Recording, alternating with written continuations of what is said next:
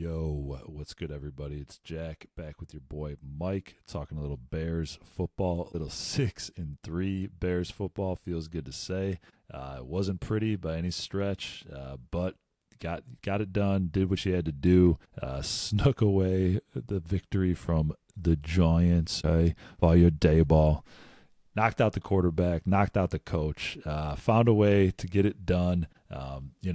I will say I did have a different feeling than I've had in the previous couple weeks in a few of these tighter games that, we've been having over the course of the season where you're kind of like, shit, same old Bears, and then you're like, whoa, they won. This week, the whole time, honestly, even, the Jackson Dart thing certainly played a factor. The game maybe goes a little bit differently. There was never a moment I thought the Bears were going to lose that game.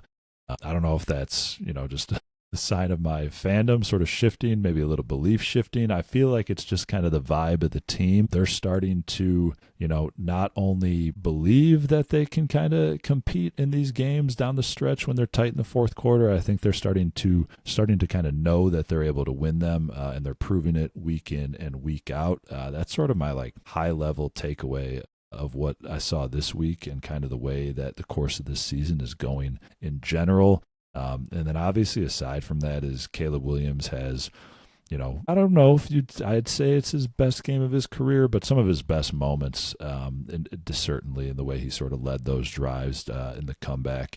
That run at the end in particular. Still don't love the way he sort of totes that rock, just kind of palming it out in front of him like he's dribbling a basketball or something. But, he gets it done, and it was fun to watch. Great to see. How you feeling coming off of that victory at home against the Giants?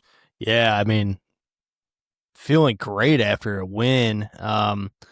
During it, feeling like our defense is letting Jackson Dart kind of do whatever he wants. I think one of the keys was the wide receivers of the Giants versus the DBs of the Chicago Bears. And honestly, I think the Giants wide receivers were winning most of those battles, but I don't know. It's great to come away with a win. Like you said, you feel like if you give Caleb a chance and this offense a chance that they can make it happen for you. Still a little worried about this offense. Kind of got a small assist from Russell Wilson coming into the game, but 6-3, 6-3. We're not going to apologize for that. And I think your eyes got to be on, or maybe not your eyes, but you got to have full focus every week because the playoffs is within reach at this point. You finished this season 4-4, and I think you got a pretty optimistic chance of making it. Maybe not a guarantee, but a pretty good shot. So I feel great, Jack.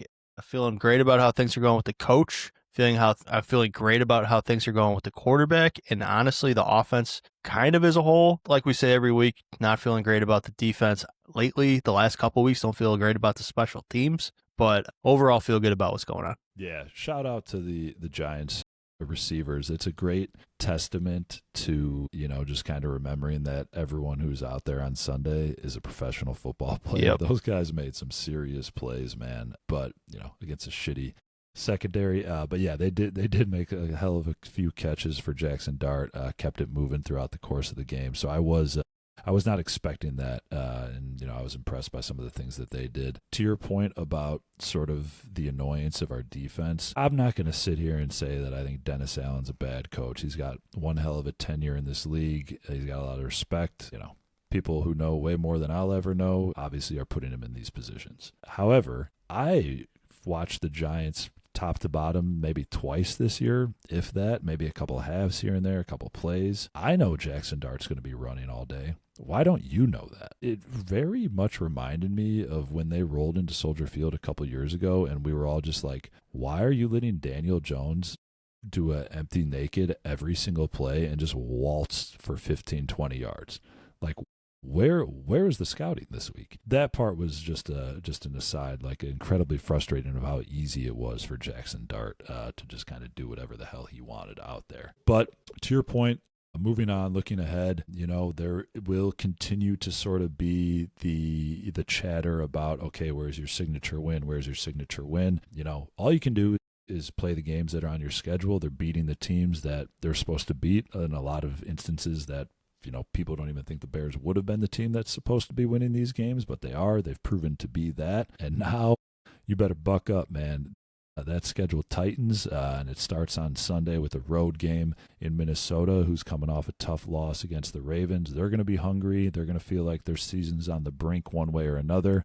I think that getting the division win, you're right at the top of the division, tied with the Lions. I think that division is, I don't expect them to win it, but to your point about eyes on the playoffs, like, that division's up for grabs, and they're right there. They sort of control their own fate, but it renders meaningless quickly if you don't take care of business on Sunday. Do you have any sort of general thoughts heading into Minnesota before we start ripping your keys? Personally, I think these next 2 weeks are still gettable. Obviously, you're going to get you're going to have very hungry teams on the other side of the football. But you said in a text earlier to me today, or I believe yesterday, the Bears should be equally as hungry. I mean, they are not a lock to make the playoffs by any means.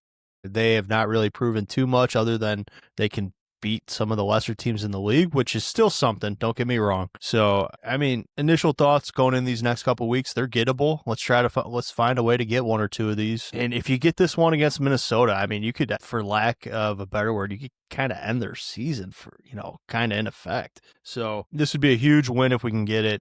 I think it's gettable. I got the keys. Yeah, awesome. Yeah, we know what happened week one. A little bit of a vengeance game that's going to be top of mind. They sort of snatched defeat from the jaws of victory, if you will, with the way that they collapsed. So I guess let's just, spare ourselves any more pleasantries and jump right into it. What is your first key for the Bears to go onto the road and get it done in Kevin Warren's masterpiece? I kind of have 4 keys this week, but I'm going to package the last 2 together because I think they kind of go hand in hand. My first key is just keeping it simple and not beating yourself. Last week, you saw a bunch of drops. If you go back to earlier in the season, bunch of penalties, especially against Minnesota in week 1. Can't be giving the ball away. That makes any game tough in the NFL. And if you think back to week 1, we were feeling really good in that game until they missed a kick. I feel like we've been missing a few kicks throughout the course of the season. Make your kicks, catch the ball, don't commit unnecessary penalties, keep it simple, don't beat yourself. And I think that gives you a good chance against this Minnesota team. I love that one.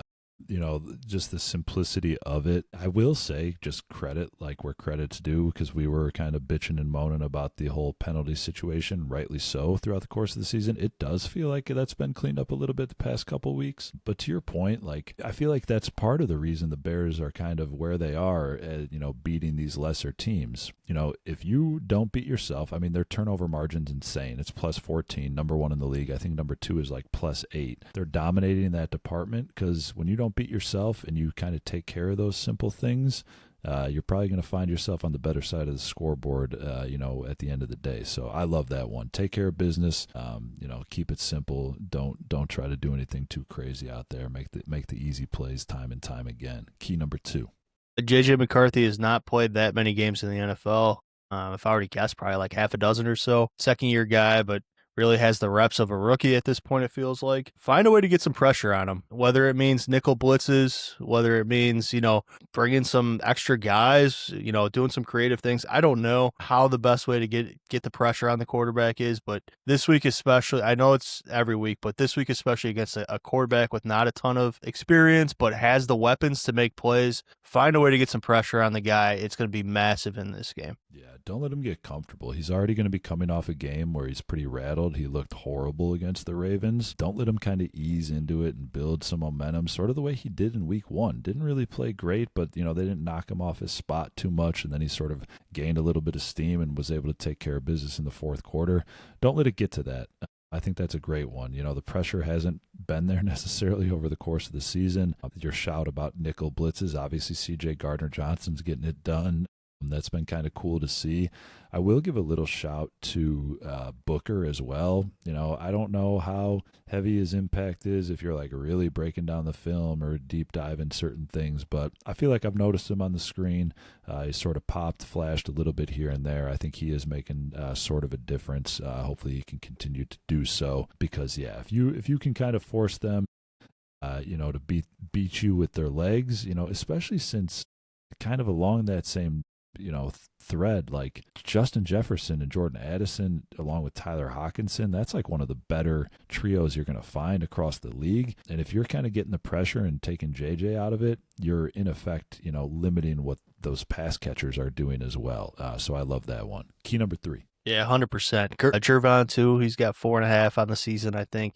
Montez Sweat's, I think, up to 4.5 in the last 4 or 5 weeks. So, yeah, we got to find a way to get some pressure. Dio's out. He had a good week 1 against Minnesota, but other than that, wasn't offering too much. I like to see Booker in there. He seems to provide a little extra spark that we need. All right, my third and final key. Like I said, it's kind of 2 keys I'm going to package into one, so sorry, it's going to be a little strange here. First thing, we talked about it again earlier in the season. This team has proven the ability to handle some adversity outside divisional games. There's going to come a point in this game where it's very familiar, where we're struggling against a divisional foe, we're facing some adversity. Find a way to battle that adversity as a team as a whole. And then into my next part of the key, and if you do that and you give this young quarterback that is turning into a stone cold killer late in games, give him a chance. Leave it to, keep it within a 1-score game late.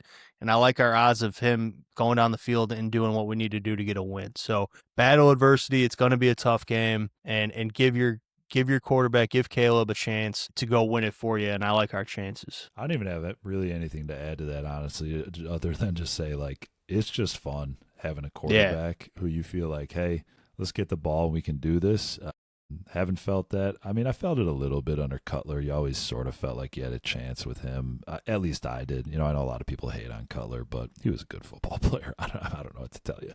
But having Caleb Williams and, knowing every time, hey, get this kid his hands on the ball, with the chance to win or tie the game.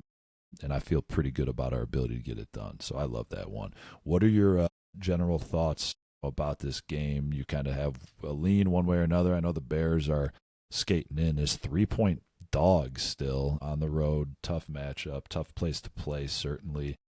Do you have a score or any kind of thoughts you're thinking there? I really respect the coaches for Minnesota, so I can't go as far to say as like I really like our chances, because I think it's like a toss up. I think I could see it going a number of ways. But I will say, like, on paper, I like us in this game. If you don't factor in the coaches, you don't factor in the desperation that Minnesota will have.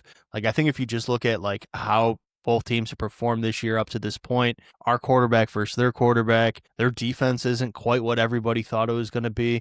They seem to have some trouble in paradise with some of their star receivers right now. I think it's a great spot for the Bears to go get a win. The only thing is, they're going to be desperate. They're going to, they need this win so freaking bad. So that's the only thing that worries me, but I feel like we got a shot. I don't think we're going there. I know we're 3-point dogs according to Vegas, but I think it's anybody's game. I think it's tight either way. Whoever's going to come out on top, I don't see a blowout winner one way or another. The one thing that we didn't really touch on at all that I'm curious to see too is this is going to be the first time Ben Johnson's ever playing an opponent twice, the second game of the season. I'm really interested to see. I love almost everything about Ben Johnson so far. I have extreme confidence in where this whole ship is headed, but I'm very interested to see what that sort of experience looks like. First time that you're getting an opponent in the division, that second game, the adjustments that you're making. Obviously, Kevin O'Connell's a great coach too. Flores does a hell of a job with that defense, like you're mentioning. But I'll be very, very interested to see what BJ brings to the table on Sunday as far as the adjustments and the game plan that he implements for this team to go out and return home 7-3. I do think they find a way. I think the Vikings are, teetering, and I think the Bears can push them off the edge. I like them to, get it done in that. I do think it's maybe a little higher scoring game just because all the Bears games seem to be these days. I'll take the Bears like 27-23, something like that. Yeah, I'll go Bears 24-23. I think it's going to be real tight, like you said. I could also see a world where Minnesota struggles too. Like, I know our defense hasn't been good, but that first week we did so good against them for 3 quarters and then just kind of shit on our leg. I don't know. We'll see. Go Bears. Amen. With that, that's a hell of a way to wrap it up, baby. The only thing I'll throw in is, Luther Burden, anytime touchdown. Yeah. Hit a lick, baby. Hit a lick. Yeah. All right, let's get it done. Go ahead. I think it would be beating a dead horse. if you listen to anything Chicago right now. But Burden over Zacchaeus, Loveland over Komet. It's time. Get those guys more touches than those. Let them loose. All right, as good as it's been, 6-3. A lot of positive vibes, but still 0-2 in the division. That's a big piece of this whole thing, especially as far as what we're looking at for the future. What Ryan Poles always said he wanted to do. You got to get it done in the North, in the division. Starts on Sunday. Let's go get it, Bears. Bear down.